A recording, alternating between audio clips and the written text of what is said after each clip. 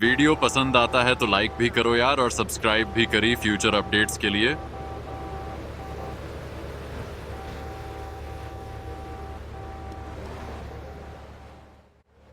Tony फिर से किसी को चोट पहुंचाने या मारने में लगा है। वह कभी अपने पिता जितना सख्त नहीं बन पाएगा, लेकिन उसने तुम्हारे लिए मेज पर एक नोट छोड़ा है। लॉन्ड्री ने भुगतान करने पर सहमति जताई है। तुमने बहुत अच्छा काम किया बच्चे। जाओ, पैसे इकट्ठा करो और उन्हें यहाँ वापस लाओ। ट्रायड्स से सावधान रहना, वे तुम्हें फंसाने की कोशिश कर सकते हैं, लेकिन किसी से डरना मत। कोई भी, मेरा मतलब है कोई भी टोनी सिप्रियानी से पंगा नहीं लेता।